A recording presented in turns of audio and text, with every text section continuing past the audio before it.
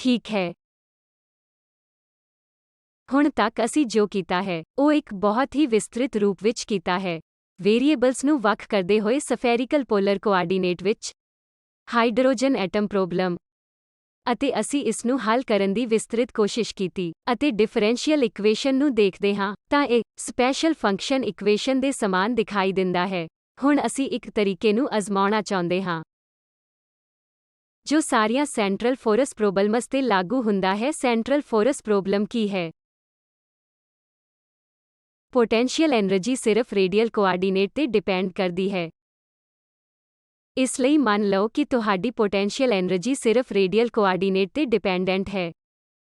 Rotation ਦੇ ਅਧੀਨ ਕੀ ਹੁੰਦਾ ਹੈ? ਇਸ ਲਈ ਇਹ ਸੈਂਟਰਲ ਫੋਰਸ ਪ੍ਰੋਬਲਮਸ ਹਨ। ਇਹ ਰੋਟੇਸ਼ਨਲੀ ਇਨਵੇਰੀਐਂਟ ਸਿਸਟਮ ਹਨ। ਇਸ ਲਈ ਜਦੋਂ ਵੀ ਸਾਡੇ ਕੋਲ ਰੋਟੇਸ਼ਨਲੀ ਇਨਵੇਰੀਐਂਟ ਸਿਸਟਮ ਹੁੰਦਾ ਹੈ, ਤੁਸੀਂ ਦੇਖਣਾ ਸ਼ੁਰੂ ਕਰ ਸਕਦੇ ਹੋ ਕਿ ਅਨੁਸਾਰੀ ਆਪਰੇਸ਼ਨ ਕੀ ਹੈ, ਜਿਵੇਂ ਟ੍ਰਾਂਸਲੇਸ਼ਨ। ਟ੍ਰਾਂਸਲੇਸ਼ਨਲ ਤੌਰ ਤੇ ਇਨਵੇਰੀਐਂਟ ਸਿਸਟਮ ਦਾ ਮਤਲਬ ਹੈ ਅਨੁਸਾਰੀ ਆਪਰੇਟਰ ਕੀ ਹੈ। ਮੰਨ ਲਓ ਕਿ ਤੁਸੀਂ x+f ਦਾ ਇੱਕ ਫੰਕਸ਼ਨ ਲੈਣਾ ਚਾਹੁੰਦੇ ਹੋ। ਇਹ ਟ੍ਰਾਂਸਲੇਸ਼ਨ ਹੈ। ਮੈਂ ਇੱਕ ਟੇਲਰ ਲੜੀ ਲਿਖ ਸਕਦਾ ਹਾਂ, ਠੀਕ ਹੈ।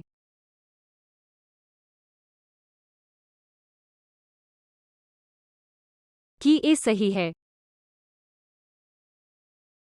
ਇੱਕ ਇਨਫਾਈਨਾਈਟ ਸਿੰਬਲ ਟ੍ਰਾਂਸਲੇਸ਼ਨ ਨੂੰ ਕਿਸੇ ਵੀ ਫੰਕਸ਼ਨ ਲਈ ਇਸ ਤਰੀਕੇ ਨਾਲ ਲਿਖਿਆ ਜਾ ਸਕਦਾ ਹੈ, ਪਰ ਹੁਣ ਮੈਂ ਇਸ ਨੂੰ f of x plus epsilon del by del x ਵਜੋਂ ਦੁਬਾਰਾ ਲਿਖ ਸਕਦਾ ਹਾਂ। ਮੈਂ ਇਸ ਨੂੰ px ਆਪਰੇਟਰ ਵਜੋਂ ਲਿਖਣ ਦੀ ਕੋਸ਼ਿਸ਼ ਕਰਾਂਗਾ।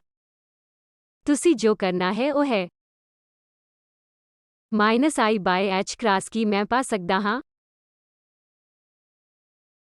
ਇੱਕ ਇਨਫਾਈਨਾਈਟ ਸਿੰਬਲ 1 ਲਈ, ਜੇਕਰ ਇਹ ਇਨਫਾਈਨਾਈਟ ਸਿੰਬਲ ਨਹੀਂ ਹੈ, ਤੁਸੀਂ ਸੀਰੀਜ਼ ਨੂੰ ਕੰਟੀਨਿਊ ਰੱਖ ਸਕਦੇ ਹੋ, ਕੋਈ ਮਾਈਨਸ ਨਹੀਂ ਹੈ। ਠੀਕ ਹੈ, ਚੰਗਾ। ਹਾਂ, -i h cross del by del x px ਹੈ। ਇਸ ਲਈ ਜੇਕਰ ਤੁਸੀਂ del by del x ਲਿਖਣਾ ਚਾਹੁੰਦੇ ਹੋ ਤਾਂ ਇਸ ਲਈ ਤੁਹਾਡੇ ਕੋਲ ਇੱਕ ਇਨਫਾਈਨਾਈਟ ਸਿੰਬਲ ਟ੍ਰਾਂਸਲੇਸ਼ਨ ਲਈ ਅਨੁਸਾਰੀ differential operation del by del x ਹੈ, ਜਿਸ ਦੀ ਵਿਆਖਿਆ ਇਸ ਤਰ੍ਹਾਂ ਕੀਤੀ ਜਾ ਸਕਦੀ ਹੈ ਜਿਵੇਂ ਕਿ ਇਹ ਇੱਕ ਮੋਮੈਂਟਮ ਆਪਰੇਟਰ ਹੈ।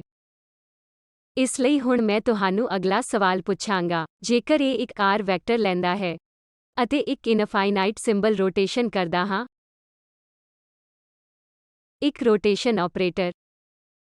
ਰੋਟੇਸ਼ਨ ਆਪਰੇਟਰ ਕੀ ਹੁੰਦਾ ਹੈ? ਆਓ ਰੋਟੇਸ਼ਨ ਨੂੰ z-ਐਕਸਿਸ ਦੇ ਦੁਆਲੇ ਛੋਟੇ ਐਂਗਲ ਦੀ ਰੋਟੇਸ਼ਨ ਮੰਨਦੇ ਹਾਂ। ਇਹ ਕੀ ਹੋਵੇਗਾ? Cos delta theta. ਮੈਨੂੰ ਇਸ ਨੂੰ sine delta theta minus sine delta theta cos delta theta 0,0001 ਕਹਿਣ ਦਿਓ। ਕੀ ਮੈਂ ਇੱਕ ਇਨਫਾਈਨਾਈਟ ਸਿੰਬਲ ਲਈ ਇਹ ਕਰ ਸਕਦਾ ਹਾਂ, ਤਾਂ ਡੈਲਟਾ ਥੀਟਾ ਸਮਾਲ ਲਈ r ਕੀ ਹੈ?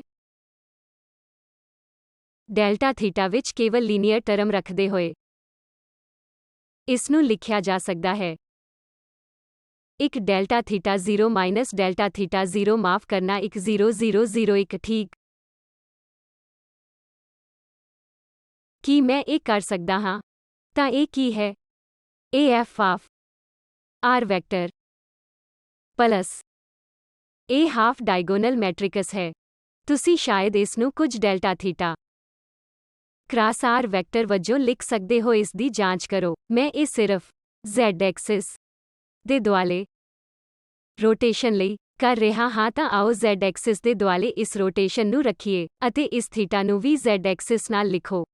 ਇਸ ਨੂੰ ਸਮਝੋ। ਜੇਕਰ ਤੁਸੀਂ ਇੱਕ ਟੇਲਰ ਸੀਰੀਜ਼ ਨੂੰ ਐਕਸਪੈਂਡ ਕਰੋ, ਪਹਿਲੀ ਟਰਮ f of r ਹੋਵੇਗੀ। ਦੂਜੀ ਟਰਮ ਇਸ ਤਰ੍ਹਾਂ ਲਿਖੀ ਜਾ ਸਕਦੀ ਹੈ।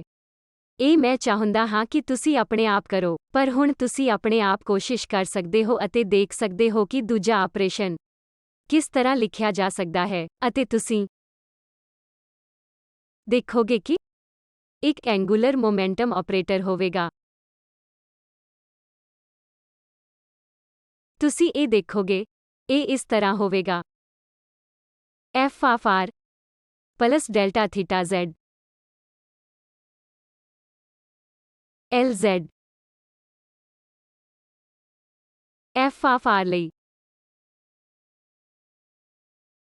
ਮੈਂ ਇਸ ਨੂੰ ਤੁਹਾਡੇ ਜਾਂਚ ਕਰਨ ਲਈ ਛੱਡਾਂਗਾ, ਪਰ ਹੁਣੇ ਨਹੀਂ ਕਰਨ ਜਾ ਰਿਹਾ। ਪਰ ਇਸ ਸਮੇਂ ਮੈਂ ਤੁਹਾਨੂੰ ਇੱਕ ਪੁਆਇੰਟ ਸਮਝਾਉਣ ਦੀ ਕੋਸ਼ਿਸ਼ ਕਰ ਰਿਹਾ ਹਾਂ ਕਿ ਇੱਕ ਟ੍ਰਾਂਸਲੇਸ਼ਨ ਵੇਵ ਫੰਕਸ਼ਨਾਂ ਲਈ ਵੀ ਹੋ ਸਕਦਾ ਹੈ। ਇੱਕ ਤਰੀਕੇ ਨਾਲ ਇਨਫਾਈਨਾਈਟ ਸਿੰਬਲ ਟ੍ਰਾਂਸਲੇਸ਼ਨ ਦੁਆਰਾ ਜੇਕਰ ਤੁਸੀਂ ਪ੍ਰਾਪਤ ਕਰਨਾ ਚਾਹੁੰਦੇ ਹੋ ਤੁਹਾਨੂੰ ਇੱਕ ਲੀਨੀਅਰ ਮੋਮੈਂਟਮ ਦੀ ਲੋੜ ਹੈ। ਜੇਕਰ ਤੁਹਾਨੂੰ ਇਨਫਾਈਨਾਈਟ ਸਿੰਬਲ ਰੋਟੇਸ਼ਨ ਦੀ ਲੋੜ ਹੈ, ਤੁਹਾਨੂੰ ਐਂਗੂਲਰ ਮੋਮੈਂਟਮ ਦੀ ਲੋੜ ਹੈ। ਜੇਕਰ ਤੁਸੀਂ z ਐਕਸਿਸ ਦੇ ਦੁਆਲੇ ਇੱਕ ਰੋਟੇਸ਼ਨ ਕਰਦੇ ਹੋ ਤਾਂ ਤੁਹਾਨੂੰ ਐਂਗੂਲਰ ਮੋਮੈਂਟਮ ਦੇ z ਕੰਪੋਨੈਂਟ ਦੀ ਲੋੜ ਹੁੰਦੀ ਹੈ। ਐਂਗੂਲਰ ਮੋਮੈਂਟਮ ਰੋਟੇਸ਼ਨ ਲਈ ਇਨਵੇਰੀਐਂਟ ਸਿਸਟਮ ਵਿੱਚ ਸੁਰੱਖਿਅਤ ਕੀਤਾ ਜਾਂਦਾ ਹੈ ਜੋ ਤੁਸੀਂ ਕਲਾਸੀਕਲ ਮਕੈਨਿਕਸ ਵਿੱਚ ਸਿੱਖਿਆ ਹੈ। ਤੁਸੀਂ ਕਿਵੇਂ ਜਾਂਚ ਕੀਤੀ ਕਿ ਐਂਗੂਲਰ ਮੋਮੈਂਟਮ ਰੋਟੇਸ਼ਨ ਲਈ ਇਨਵੇਰੀਐਂਟ ਸਿਸਟਮ ਵਿੱਚ ਸੁਰੱਖਿਅਤ ਹੈ? ਕੇਪਲਰ ਸਮੱਸਿਆ ਜਾਂ ਕੁਝ ਵੀ ਲਓ। ਕੇਪਲਰ ਸਿਸਟਮ ਸੈਂਟਰਲ ਫੋਰਸ ਸੰਭਾਵੀ।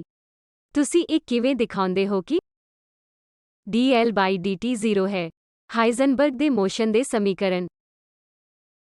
ਜੋ ਤੁਸੀਂ ਕਰਦੇ ਹੋ, ਜੋ ਦਿਖਾਉਂਦਾ ਹੈ ਕਿ ਹੈਮਿਲਟੋਨੀਅਨ ਪੋਇਸੋਨ ਬਰੈਕਟ ਠੀਕ ਹੈ।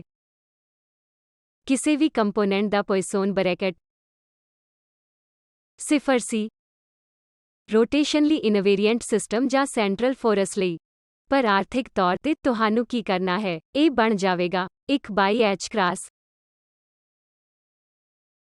ਇਸ ਲਈ ਹਾਈਡਰੋਜਨ ਐਟਮ ਸਮੱਸਿਆ ਸੈਂਟਰਲ ਫੋਰਸ ਦੀ ਸਮੱਸਿਆ ਹੈ। ਘੁੰਮ ਕੇ ਅਸਥਿਰ। ਅਤੇ ਅਸੀਂ ਉਮੀਦ ਕਰਦੇ ਹਾਂ ਕਿ ਖੱਬੇ ਪਾਸੇ ਦਾ ਪਾਸਾ 0 ਹੋਵੇਗਾ। ਇਹ ਸੰਭਵ ਹੈ ਜੇਕਰ ਹੈਮਿਲਟੋਨੀਅਨ ਐਂਗੂਲਰ ਮੋਮੈਂਟਮ ਨਾਲ ਸਫ਼ਰ ਕਰਦਾ ਹੈ। ਉਹ ਅਨੁਕੂਲ ਆਪਰੇਟਰ ਹਨ, ਇਸ ਲਈ ਇਸ ਦਾ ਮਤਲਬ ਹੈ ਹਾਈਡਰੋਜਨ ਐਟਮ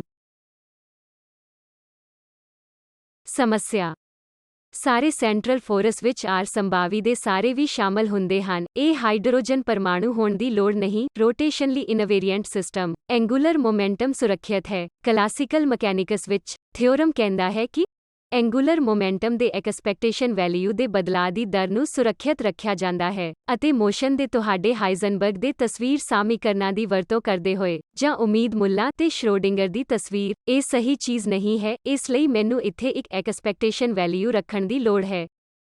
ਜੇ ਤੁਸੀਂ ਕਹਿੰਦੇ ਹੋ ਕਿ ਹਾਈਜ਼ਨਬਰਗ ਤਸਵੀਰ ਵਿੱਚ ਰਾਜ ਟਾਈਮ ਦੇ ਨਾਲ ਵਿਕਸਤ ਨਹੀਂ ਹੁੰਦੇ ਹਨ, ਮੈਂ ਉਸ ਐਕਸਪੈਕਟੇਸ਼ਨ ਵੈਲਿਊ ਨੂੰ ਹਟਾ ਸਕਦਾ ਹਾਂ ਜਿਸ ਦੀ ਲੋੜ ਨਹੀਂ ਹੈ। ਮੈਂ ਇੱਥੇ ਇੱਕ ਆਪਰੇਟਰ ਲਿਖ ਸਕਦਾ ਹਾਂ, ਹਰ ਕੋਈ ਇਸ ਤੋਂ ਜਾਣੂ ਹੈ।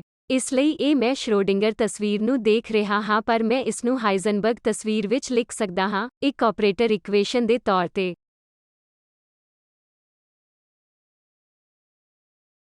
ਇਹ ਹਾਈਜ਼ਨਬਰਗ ਦੀ ਤਸਵੀਰ ਹੈ।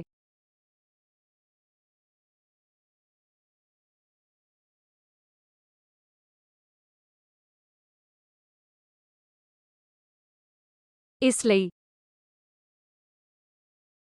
ਸਾਰੀਆਂ ਸੈਂਟਰਲ ਫੋਰਸ ਸਮੱਸਿਆਵਾਂ ਐਂਗੂਲਰ ਮੋਮੈਂਟਮ ਹੈਮਿਲਟਨ ਨਾਲ ਸਫ਼ਰ ਕਰਦਾ ਹੈ। ਅਸੀਂ ਇਸ ਨੂੰ ਹਾਈਡਰੋਜਨ ਐਟਮ ਦੀ ਸਮੱਸਿਆ ਵਿੱਚ ਕਿਵੇਂ ਦੇਖਦੇ ਹਾਂ? ਅਸੀਂ ਸਾਈਏਨੇਲ ਏਮ ਕੀਤਾ ਹੈ ਪਰ ਅਸੀਂ ਇਸ ਨੂੰ ਇਸ ਪੁਆਇੰਟ ਤੋਂ ਕਦੇ ਨਹੀਂ ਦੇਖਿਆ। ਇਸ ਲਈ ਮੈਂ ਮੋਮੈਂਟਮ ਆਪਰੇਟਰ ਬਾਰੇ ਗੱਲ ਕਰ ਰਿਹਾ ਸੀ। ਠੀਕ ਹੈ, ਤਾਂ ਮੈਂ ਤੁਹਾਨੂੰ ਸੰਖੇਪ ਵਿੱਚ ਦੱਸਾਂਗਾ। ਐਂਗੂਲਰ ਮੋਮੈਂਟਮ ਆਪਰੇਟਰ ਅਤੇ ਕਿੰਨਾ ਐਂਗੂਲਰ ਮੋਮੈਂਟਮ ਆਪਰੇਟਰ ਹੈ। ਹਾਈਡਰੋਜਨ ਐਟਮ ਨਾਲ ਯਾਤਰਾ ਕਰਦਾ ਹੈ।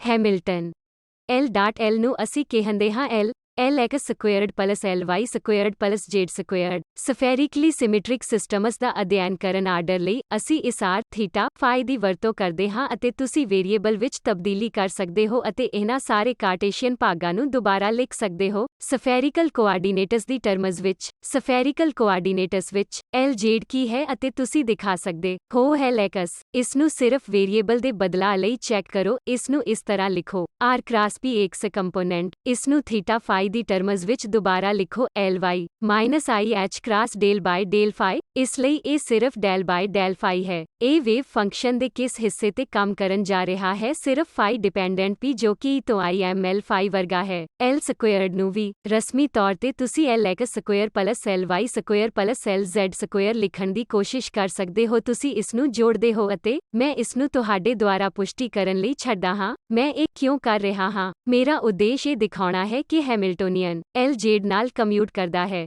ਅਤੇ L.L ਨਾਲ ਸਫ਼ਰ ਕਰਦਾ ਹੈ। ਜੇਕਰ ਇਹ L ਜ਼ੇਡ ਨਾਲ ਕਮਿਊਟ ਕਰਦਾ ਹੈ ਤਾਂ ਬਿਹਤਰ ਹੈ ਕਿ ਇਹ L.L ਨਾਲ ਵੀ ਕਮਿਊਟ ਕਰੇ। ਹਰੇਕ Li ਲਈ ਇਹ ਕਮਿਊਟ ਕਰਨ ਜਾ ਰਿਹਾ ਹੈ। ਤਾਂ ਅਸੀਂ ਇਹ ਕਿਵੇਂ ਕਰਦੇ ਹਾਂ? ਇਸ ਲਈ ਇਹ ਐਂਗੂਲਰ ਮੋਮੈਂਟਮ ਜ਼ੇਡ ਕੰਪੋਨੈਂਟ ਲਈ ਡਿਫਰੈਂਸ਼ੀਅਲ ਆਪਰੇਟਰ ਪੋਜੀਸ਼ਨ ਪ੍ਰਸਤੁਤੀ ਹੈ। L.L ਤੁਸੀਂ ਚੈੱਕ ਕਰੋ ਹਾਈਡਰੋਜਨ ਐਟਮ ਵੇਵ ਫੰਕਸ਼ਨ ਤੇ Lz ਲੈਣ ਲਈ। ਮੈਂ ਪਹਿਲਾਂ ਹੀ ਦੱਸਿਆ ਹੈ ਕਿ ਇਹ ਵੇਵ ਫੰਕਸ਼ਨ ਦੇ 5 ਡਿਪੈਂਡੈਂਟ ਟੁਕੜੇ ਬਾਰੇ ਹੋਣ ਜਾ ਰਿਹਾ ਹੈ, ਜੋ ਮੋਟੇ ਤੌਰ ਤੇ IML5 ਤੱਕ ਹੀ ਹੈ। ਇਸ ਲਈ ਇਹ ਤੁਹਾਨੂੰ ਡੇਲ ਬਾਈ ਡੇਲ ਫਾਈ ਦੇਵੇਗਾ। ਇੱਥੇ ਇੱਕ IH ਕ੍ਰਾਸ ਹੈ, ਤੁਹਾਨੂੰ MLH ਕ੍ਰਾਸ ਮਿਲੇਗਾ। ਤਾਂ ਅਸੀਂ ਕੀ ਦੇਖਦੇ ਹਾਂ? ਅਸੀਂ ਦੇਖਦੇ ਹਾਂ ਕਿ hydrogen atom wave function Lz operator ਦਾ ਇੱਕ ਆਈਗਨ ਫੰਕਸ਼ਨ ਹੈ। ਕੀ ਇਹ ਉਮੀਦ ਕੀਤੀ ਜਾਂਦੀ ਹੈ? ਅਨੁਕੂਲ ਆਪਰੇਟਰ। ਜੇਕਰ ਤੁਹਾਡੇ ਕੋਲ ਵੇਵ ਫੰਕਸ਼ਨ ਹੱਲ ਹੋਣਾ ਚਾਹੀਦਾ ਹੈ।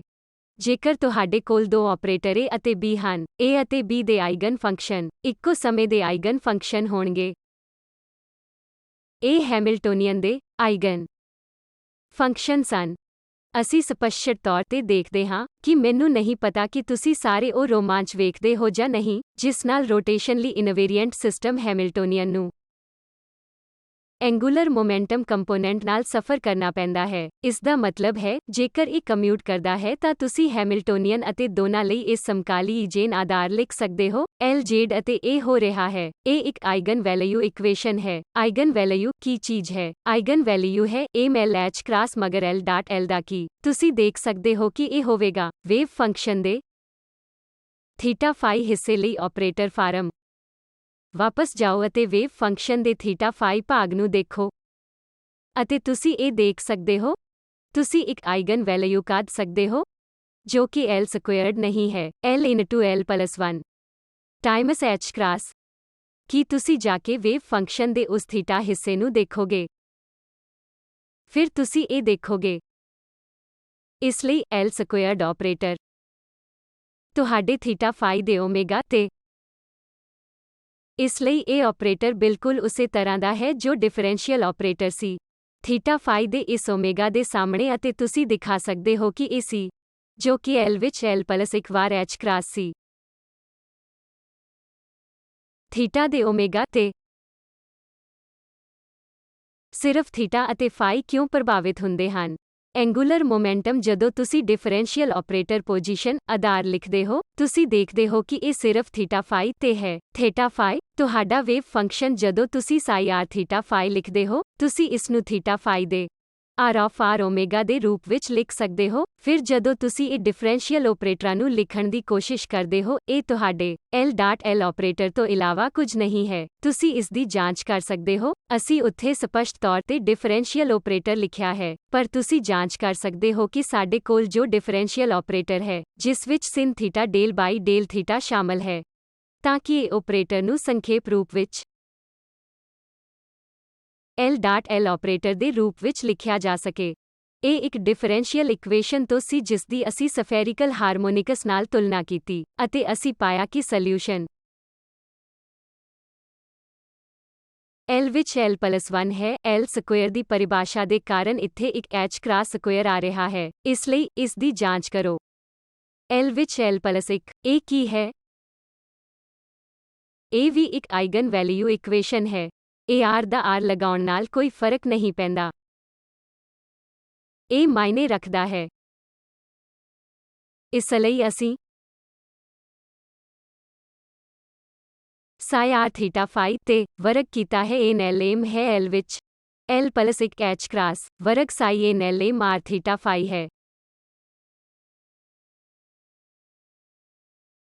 ਇਸ ਲਈ L ਸਕੁਏਅਰ ਆਪਰੇਟਰ ਲਈ ਊਰਜਾ ਆਈਗਨ ਫੰਕਸ਼ਨਾਂ ਦਾ ਆਈਗਨ ਵੈਲਿਊ L ਵਿੱਚ L ਪਲਸ ਇੱਕ H ਕ੍ਰਾਸ ਵਰਗ ਹੋਣ ਜਾ ਰਿਹਾ ਹੈ। ਇਹ ਉਹ ਹੈ ਜੋ ਅਸੀਂ ਘੱਟੋ ਘੱਟ ਹਾਈਡਰੋਜਨ ਐਟਮ ਤੋਂ ਦੇਖਦੇ ਹਾਂ। ਠੀਕ ਹੈ। ਇਸ ਡੇਟਾ ਦੇ ਨਾਲ ਕੁਝ ਚੀਜ਼ਾਂ ਜਿਨ੍ਹਾਂ ਦੀ ਤੁਸੀਂ ਕੋਸ਼ਿਸ਼ ਸ਼ੁਰੂ ਕਰ ਸਕਦੇ ਹੋ, ਉਹ ਹੈ ਆਰਬਿਟਲ ਮੈਗਨੈਟਿਕ ਡਾਇਪੋਲ ਮੋਮੈਂਟ। ਮੈਨੂੰ ਯਕੀਨ ਹੈ ਕਿ ਤੁਸੀਂ ਸਾਰੇ ਜਾਣਦੇ ਹੋ, ਬੋਹਰ ਮੈਗਨੈਟਿਕ ਆਰਬਿਟਲ ਐਂਗੂਲਰ ਮੋਮੈਂਟਮ ਨਾਲ ਗੁਣਾ ਕੀਤਾ ਗਿਆ ਚੁੰਬਕੀ ਮੋਮੈਂਟ ਹੈ। ਠੀਕ ਹੈ। ਇਹ ਬੋਹਰ ਮੈਗਨੇਟਨ ਹੈ।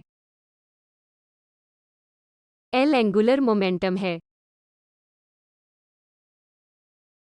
ਮੰਨ ਲਓ ਮੈਂ ਇਸ ਵੇਵ ਫੰਕਸ਼ਨ ਦੇ ਇਸ ਮੈਗਨੇਟਿਕ ਡਾਇਪੋਲ ਮੋਮੈਂਟ ਆਪਰੇਟਰ ਦੇ z ਕੰਪੋਨੈਂਟ ਨੂੰ ਲੈਂਦਾ ਹਾਂ। ਇਹ ਇੱਕ ਆਈਗਨ ਸਟੇਟ ਹੋਵੇ ਜਾਂ ਇੱਕ ਆਈਗਨ ਸਟੇਟ ਨਾ ਹੋਵੇ, ਇਹ ਇੱਕ ਆਈਗਨ ਸਟੇਟ ਹੋਣ ਜਾ ਰਹੀ ਹੈ ਅਤੇ h ਕ੍ਰਾਸ ਕੈਂਸਲ ਕਰ ਦੇਵੇਗੀ। ਤੁਹਾਡੇ ਕੋਲ ਇੱਕ ਮਾਈਨਸ a ਮੇਲ ਮਿਊ ਵੀ ਹੋਵੇਗਾ। a ਮਿਊ ਵੈਕਟਰ ਦੀ ਮੈਗਨੀਟਿਊਡ ਲਈ a ਮਿਊ ਡਾਟ a ਮਿਊ ਕਰਾਂਗੇ। ਜੇਕਰ ਤੁਸੀਂ a ਮਿਊ ਡਾਟ a ਮਿਊ ਕਰਦੇ ਹੋ ਤਾਂ ਇਹ l ਡਾਟ l ਹੋਵੇਗਾ। l ਰਾਜ ਤੇ l ਬਿੰਦੀ l ਤੇ l ਵਿੱਚ l ਪਲਸ ਇੱਕ h ਕ੍ਰਾਸ ਸਕੁਏਅਰ ਹੈ। ਜੇਕਰ ਤੁਸੀਂ ਮੈਗਨੀਟਿਊਡ ਚਾਹੁੰਦੇ ਹੋ ਤਾਂ ਇਹ ਸਿਰਫ l ਨਹੀਂ ਹੈ, ਇਹ l ਦਾ l ਪਲਸ ਇੱਕ ਦਾ ਸਕੁਏਅਰ ਰੂਟ ਹੈ। ਮੰਨ ਲਓ ਤੁਹਾਡੇ ਕੋਲ ਇਸ l ਦਾ ਇੱਕ ਫੰਕਸ਼ਨ ਹੈ। ਸਾਰੇ ਆਪਰੇਟਰ ਵੀ ਆਈਗਨ ਸਟੇਟਸ ਹੋਣਗੇ ਤਾਂ ਅਸੀਂ ਜਿੱਥੇ l z ਦੀ ਵਰਤੋਂ ਕੀਤੀ ਹੈ, ਇਹ ਹੈ ਤੇ l ਵਰਗ l ਵਿੱਚ l ਪਲਸ ਇੱਕ h ਕ੍ਰਾਸ ਸਕੁਏਅਰ ਹੈ। ਅਤੇ ਤੁਸੀਂ ਇਹ ਵੀ ਯਾਦ ਰੱਖ ਸਕਦੇ ਹੋ ਕਿ ਮੈਂ ਉਹੀ ਕਹਿ ਰਿਹਾ ਸੀ, ਇਹ ਆਪਰੇਟਰ ਜੋ ਮੇਰੇ ਕੋਲ ਹੈ, ਓਮੇਗਾ ਤੇ ਤੁਹਾਡਾ l ਵਰਗ ਆਪਰੇਟਰ ਹੈ ਅਤੇ c l ਵਿੱਚ l ਪਲਸ ਇੱਕ ਸੀ। ਇਸ ਲਈ ਮੈਂ ਇਸ ਨੂੰ ਹੌਲੀ-ਹੌਲੀ ਕਿਉਂ ਪੇਸ਼ ਕਰ ਰਿਹਾ ਹਾਂ? ਆਮ ਤੌਰ ਤੇ ਤੁਸੀਂ ਮੈਗਨੇਟਿਕ ਫੀਲਡ ਨਾਲ ਪਰਸਪਰ ਪ੍ਰਭਾਵ ਪਾਓਗੇ। ਉਸ ਪ੍ਰਭਾਵ ਨੂੰ ਕੀ ਕਿਹਾ ਜਾਂਦਾ ਹੈ? ਜ਼ੀਮਨ ਪ੍ਰਭਾਵ। ਇਸ ਲਈ ਪੋਟੈਂਸ਼ੀਅਲ ਐਨਰਜੀ ਵਿੱਚ ਕੀ ਸ਼ਬਦ ਹੋਵੇਗਾ ਜੋ ਤੁਹਾਨੂੰ ਜੋੜਨਾ ਹੈ?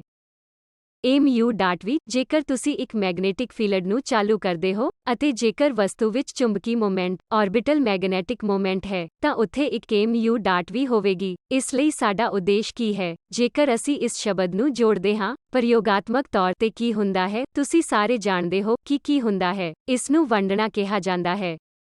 ਅਸੀਂ ਇਹ ਦੇਖਣਾ ਸ਼ੁਰੂ ਕਰਦੇ ਹਾਂ ਕਿ ਕੁਝ ਪੱਧਰ ਜੋ ਡਿਜਨਰੇਟ ਹੁੰਦੇ ਹਨ, ਉਹ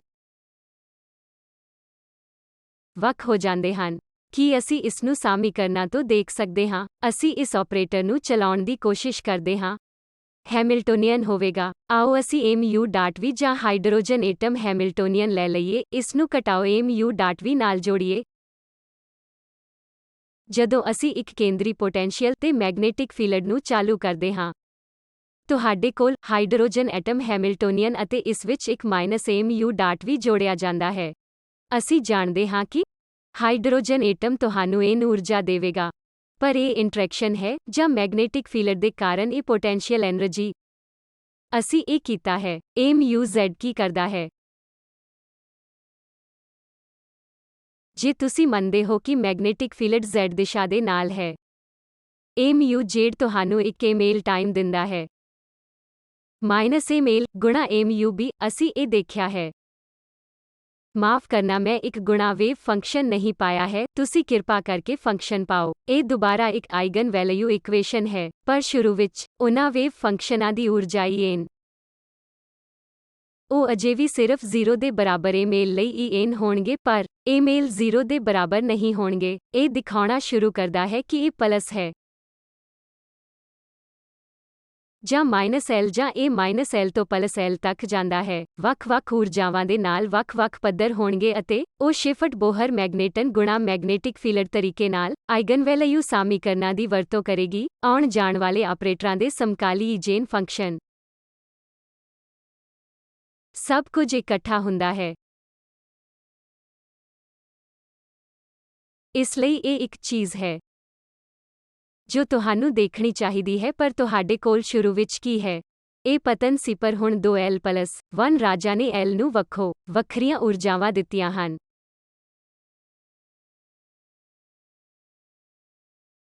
ਮੈਂ ਕਿਹਾ ਕਿ ਹੈਮਿਲਟੋਨੀਅਨ 0 ਦੇ ਬਰਾਬਰ li ਨਾਲ ਕਮਿਊਟ ਕਰਦਾ ਹੈ, ਜਿੱਥੇ li l y l z ਹੋ ਸਕਦਾ ਹੈ। ਪਰ ਸਹੂਲਤ ਲਈ l z operator minus i h cross del by del phi ਸੀ ਅਤੇ ਅਸੀਂ ਪਾਇਆ ਕਿ h ਅਤੇ l z 0 ਹੈ। ਇਹ ਠੀਕ ਹੈ। ਮੰਨ ਲਓ ਤੁਸੀਂ ਹੈਮਿਲਟੋਨੀਅਨ ਲੈਂਦੇ ਹੋ ਜੋ p ਦਾ ਵਰਗ r ਦੇ 2m ਪਲਸ v ਉੱਤੇ ਹੈ ਅਤੇ ਫਿਰ ਮੈਂ ਇੱਕ a ਮਿਊ ਡਾਟ b ਵੀ ਜੋੜਨਾ ਚਾਹੁੰਦਾ ਹਾਂ ਅਤੇ ਮੈਂ a ਮਿਊ ਨੂੰ z ਦਿਸ਼ਾ ਦੇ ਨਾਲ ਲੈਣਾ ਚਾਹੁੰਦਾ ਹਾਂ। ਤਾਂ ਫਿਰ ਇੱਥੇ ਕੀ ਹੁੰਦਾ ਹੈ? ਇਹ r ਦੇ 2m ਪਲਸ v ਉੱਤੇ p ਵਰਗ ਹੈ ਅਤੇ ਫਿਰ ਇਹ ਇੱਕ ਬੋਹਰ ਮੈਗਨੇਟਨ ਗੁਣਾ LZ ਕੁਆਂਟਮ ਨੰਬਰ ਗੁਣਾ BZ ਹੋਵੇਗਾ। ਠੀਕ ਹੈ, ਮੈਨੂੰ ਉਹ ਕਾਰਕ ਨਾਲ ਲਿਖਣ ਦਿਓ। ਇਹ LZ ਆਪਰੇਟਰ ਤੇ ਨਿਰਭਰ ਕਰਦਾ ਹੈ। ਹੁਣ ਜੋ ਸਵਾਲ ਤੁਸੀਂ ਪੁੱਛ ਰਹੇ ਹੋ ਉਹ ਇਹ ਹੈ ਕਿ ਕੀ ਇਹ ਨਵਾਂ ਹੈਮਿਲਟੋਨੀਅਨ ਇਹ ਨਵਾਂ ਹੈਮਿਲਟਨ ਹੈ ਕਿ ਇਹ LZ ਨਾਲ ਸਫ਼ਰ ਕਰਦਾ ਹੈ। ਇਹ LX LY ਨਾਲ ਸਫ਼ਰ ਨਹੀਂ ਕਰਦਾ। ਪੁਰਾਣਾ ਹੈਮਿਲਟੋਨੀਅਨ LX ਅਤੇ LY ਨਾਲ ਵੀ ਕਮਿਊਟ ਕਰਦਾ ਹੈ। ਪਰ ਨਵਾਂ ਹੈਮਿਲਟੋਨੀਅਨ ਕਮਿਊਟ ਅਜੇ ਵੀ LZ ਨਾਲ ਹੈ। ਕੀ ਇੱਥੇ ਤੋਂ ਸਪਸ਼ਟ ਹੈ? LZ ਦੇ ਅਨੁਪਾਤਕ ਸ਼ਬਦ ਨੂੰ ਜੋੜਨਾ। ਜੇਕਰ ਮੈਂ ਕਮਿਊਟੇਟਰ ਨੂੰ LZ ਨਾਲ ਲੈਂਦਾ ਹਾਂ, ਤਾਂ ਇਹ ਸ਼ਬਦ ਫਿਰ ਵੀ ਕਮਿਊਟ ਕਰਦਾ ਹੈ। ਅਤੇ ਇਹ ਵੀ ਸਫ਼ਰ ਕਰੇਗਾ, ਮਾਮੂਲੀ। ਇਸ ਲਈ ਇਹ LZ ਅਤੇ ਹੈਮਿਲਟੋਨੀਅਨ ਦੀ ਇੱਕ ਸਮਕਾਲੀ ਆਈਗਨ ਸਟੇਟ ਹੈ। ਜੇਕਰ ਤੁਸੀਂ ਜਾ ਕੇ ਆਪਣਾ ਵੇਵ ਫੰਕਸ਼ਨ ਲਿਖਦੇ ਹੋ,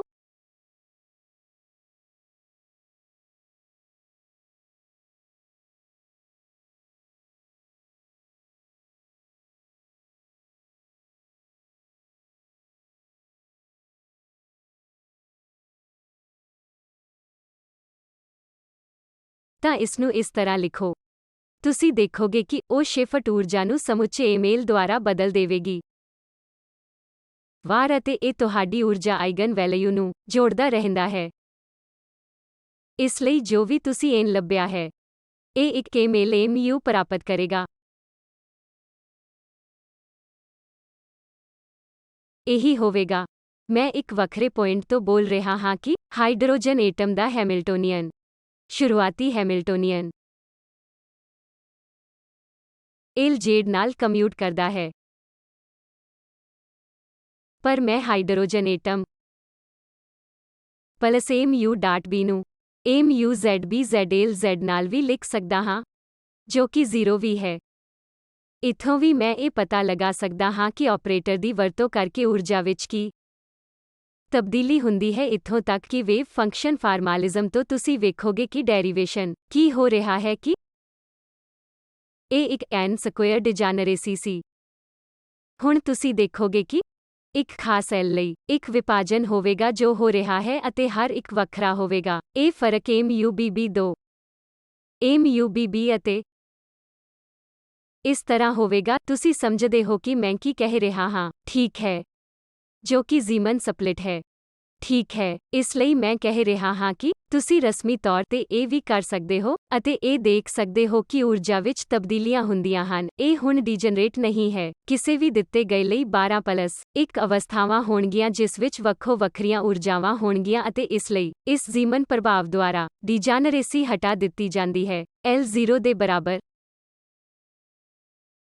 ਤੁਸੀਂ ਕੀ ਉਮੀਦ ਕਰਦੇ ਹੋ ਕਿ ਇਹ ਪ੍ਰਭਾਵ ਹੋਵੇਗਾ? ਇਸ ਲਈ L ਮੈਗਨੇਟਿਕ ਫੀਲਡ ਦੀ ਮੌਜੂਦਗੀ ਵਿੱਚ ਜਾਂ ਮੈਗਨੇਟਿਕ ਫੀਲਡ ਦੀ ਅਣਹੋਂਦ ਵਿੱਚ 0 ਦੇ ਬਰਾਬਰ ਹੈ। ਮੈਨੂੰ ਕੋਈ ਫਰਕ ਨਜ਼ਰ ਨਹੀਂ ਆਉਂਦਾ। L 0 ਦੇ ਬਰਾਬਰ ਇਸ ਤਰ੍ਹਾਂ ਹੈ ਜਿਵੇਂ ਕਿ ਪਾਰਟਿਕਲ ਲਗਭਗ ਆਰਾਮ ਤੇ ਹੈ। ਇਸ ਦਾ ਕੋਈ ਸੰਖਿਆ ਨਹੀਂ ਹੈ। ਇਹ ਇੱਕ ਕਿਸਮ ਦਾ ਭਾਰੀ ਅਤੇ ਸਟੇਸ਼ਨਰੀ ਹੈ। ਜਾਂ ਇਹ ਆਰਾਮ ਹੈ ਕਿ ਤੁਸੀਂ L ਤੇ ਹੋਣ ਵਾਲੀ ਅਵਸਥਾ ਨੂੰ 0 ਦੇ ਬਰਾਬਰ ਮੰਨ ਸਕਦੇ ਹੋ ਅਤੇ ਸਪੈਕਟਰਮ ਹੋਵੇਗਾ। ਇਹ ਕਹਿਣ ਦੇ ਯੋਗ ਹੋਵੋ ਕਿ ਕੀ ਤੁਸੀਂ 0 ਦੇ ਬਰਾਬਰ B ਵਿੱਚ ਹੋ ਜਾਂ B ਵਿੱਚ 0 ਦੇ ਬਰਾਬਰ ਨਹੀਂ।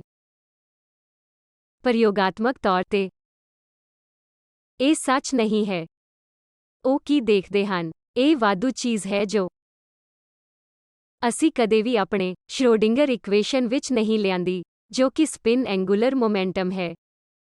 ਅਤੇ ਅਸੀਂ ਗੈਰ ਸਾਪੇਖਵਾਦੀ ਸ਼੍ਰੋਡਿੰਗਰ ਇਕੁਏਸ਼ਨ ਵਿੱਚ ਸਪਿਨ ਐਂਗੂਲਰ ਮੋਮੈਂਟਮ ਦੀ ਚਰਚਾ ਨਹੀਂ ਕਰ ਸਕਦੇ, ਨਾਨ ਰਿਲੇਟਿਵਿਸਟਿਕ, ਕਿਉਂਕਿ ਤੁਹਾਡਾ ਕਾਇਨੇਟਿਕ ਆਪਰੇਟਰ 2m ਤੋਂ ਵੱਧ p ਵਰਗ ਹੈ। ਜੇਕਰ ਤੁਸੀਂ ਰਿਲੇਟਿਵਿਸਟਿਕ ਕੁਆਂਟਮ ਮਕੈਨਿਕਸ ਕਰਨਾ ਚਾਹੁੰਦੇ ਹੋ, ਸੋਧ ਕੀ ਹੋਣੀ ਚਾਹੀਦੀ ਹੈ? ਕਾਇਨੇਟਿਕ ਐਨਰਜੀ ਜਾਂ ਕੁੱਲ ਊਰਜਾ ਨੂੰ p ਵਰਗ c ਵਰਗ ਪਲਸ m ਲਿਖਿਆ ਜਾਣਾ ਚਾਹੀਦਾ ਹੈ, ਵਰਗ c ਪਾਵਰ 4 ਨਹੀਂ। ਇਸ ਤਰ੍ਹਾਂ ਤੁਹਾਨੂੰ ਸਕੁਏਅਰ ਰੂਟ ਵਿੱਚ ਲਿਖਣਾ ਹੈ, ਸੱਜੇ। ਤਾਂ ਜੋ ਅਸੀਂ ਕਰ ਰਹੇ ਹਾਂ, ਅਸੀਂ ਹਮੇਸ਼ਾ ਕਾਇਨੇਟਿਕ ਐਨਰਜੀ ਨੂੰ 2m ਉੱਤੇ p ਵਰਗ ਦੇ ਰੂਪ ਵਿੱਚ ਲੈ ਰਹੇ ਹਾਂ, ਜੋ ਕਿ ਨਾਨ ਰਿਲੇਟਿਵਿਸਟਿਕ ਕੁਆਂਟਮ ਮਕੈਨਿਕਸ ਹੈ। ਅਤੇ ਅਸੀਂ ਨਾਨ ਰਿਲੇਟਿਵਿਸਟਿਕ ਕੁਆਂਟਮ ਮਕੈਨਿਕਸ ਦਾ ਅਧਿਐਨ ਕਰ ਰਹੇ ਹਾਂ, ਜੋ ਕਿ ਸ਼੍ਰੋਡਿੰਗਰ ਇਕੁਏਸ਼ਨ ਹੈ ਅਤੇ ਅਸੀਂ ਇਹ ਵਾਧੂ ਕੁਆਂਟਮ ਨੰਬਰ ਨਹੀਂ ਹੋ ਸਕਦੇ, ਜੋ ਨਾਨ ਰਿਲੇਟਿਵਿਸਟਿਕ ਕੁਆਂਟਮ ਮਕੈਨਿਕਸ ਵਿੱਚ ਸਪਿਨ ਕੁਆਂਟਮ ਸੰਖਿਆ ਹੈ। ਪਰ ਪ੍ਰਯੋਗ ਇਸ ਦੁਆਰਾ ਨਿਯੰਤਰਿਤ ਨਹੀਂ ਹੁੰਦੇ ਹਨ। ਉਹ ਦੇਖ ਰਹੇ ਹਨ ਜੋ ਉਹ ਦੇਖ ਰਹੇ ਹਨ। ਇਸ ਲਈ L 0 ਦੇ ਬਰਾਬਰ। ਉਹ ਦੇਖਦੇ ਹਨ ਕਿ ਡਿਜਨਰੇਸੀ ਹਟਾ ਦਿੱਤੀ ਗਈ ਹੈ। ਪਰ ਮੈਥਮੈਟਿਕਲੀ ਮੈਂ L ਨੂੰ 0 ਦੇ ਬਰਾਬਰ ਵੇਖਦਾ ਹਾਂ। ਇੱਥੇ ਕੋਈ ਫਰਕ ਨਹੀਂ ਹੈ ਕਿ ਅਸੀਂ ਇੱਕ ਮੈਗਨੇਟਿਕ ਫੀਲਡ ਰੱਖਦੇ ਹਾਂ ਜਾਂ ਇਹ ਕੋਈ ਮੈਗਨੇਟਿਕ ਫੀਲਡ ਨਹੀਂ ਹੈ। ਇਹ ਸੰਕਲਪ ਲਿਆਉਂਦਾ ਹੈ ਕਿ ਹੱਥਾਂ ਨਾਲ ਇਲੈਕਟ੍ਰੌਨ ਲਗਾਉਣ ਨਾਲ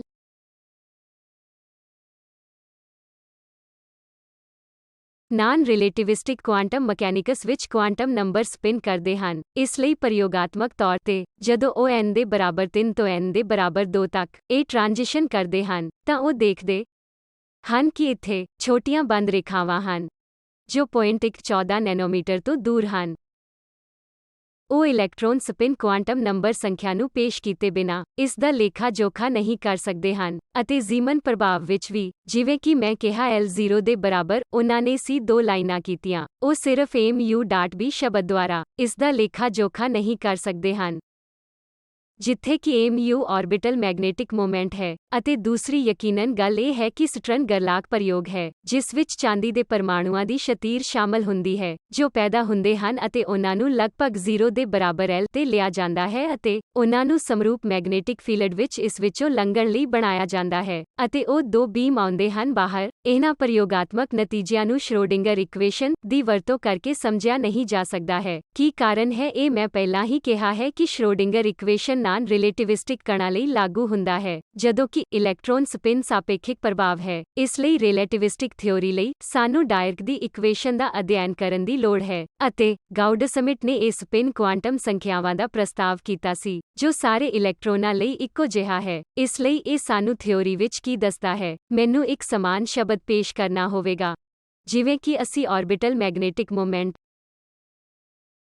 ਇੱਕ ਸਪਿਨ ਮੈਗਨੈਟਿਕ ਮੋਮੈਂਟ ਪੇਸ਼ ਕੀਤਾ ਹੈ ਅਤੇ ਅਸੀਂ ਇੱਕ ਅਨੁਪਾਤਕਤਾ ਫੈਕਟਰ ਵੀ ਪੇਸ਼ ਕੀਤਾ ਹੈ ਜੋ ਕਿ G ਫੈਕਟਰ ਹੈ। ਇਸ ਨੂੰ ਪਲੱਸ ਜਾਂ ਮਾਈਨਸ ਅੱਧਾ ਮੰਨਿਆ ਜਾਂਦਾ ਹੈ।